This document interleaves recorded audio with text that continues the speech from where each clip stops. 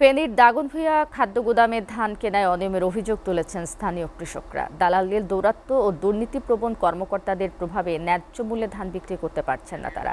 এ নিয়ে কৃষকরা উপজেলা নির্বাহী কর্মকর্তার কাছে স্মারকলিপি দিয়েছেন। দোষীদের বিরুদ্ধে প্রয়োজনীয় ব্যবস্থা নেওয়ার আশ্বাসও দিয়েছেন ইউএনও।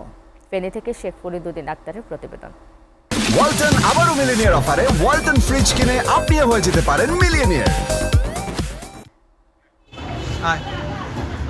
উৎপাদিত ধান বিক্রি করতে না পেরে হতাশ কৃষকরা। বিক্রির জন্য রাখা ধান কি করবে তা নিয়ে চিন্তিত। তারা জানায়, দালালদের সক্রিয় উপস্থিতিতে খাদ্য গুদামে ধান সরবরাহ করতে গেলে টন প্রতি ২০০০ টাকা দাবি করা হয়।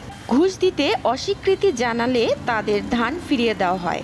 রামনগর ও ইয়াকুবপুর ইউনিয়নের কৃষকদের নাম ব্যবহার করে ৩৩৫ টন ধানের ৮০% নিজেদের নামে ক্রয় দেখিয়েছেন দালালরা।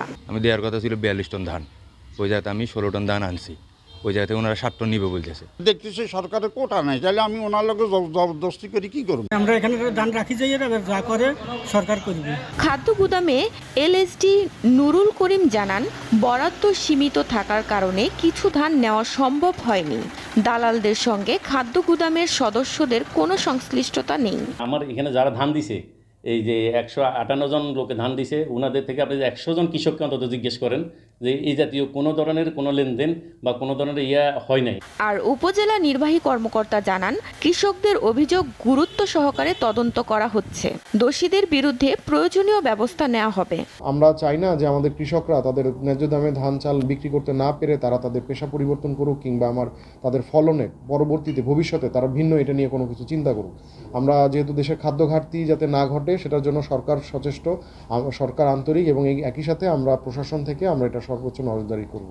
খাদ্য গুদামে দুর্নীতি ও দালালদের কার্যক্রম বন্ধে ঊর্ধ্বতন কর্তৃপক্ষের জরুরি হস্তক্ষেপ চেয়েছেন ক্ষতিগ্রস্ত কৃষকরা। SATV news desk.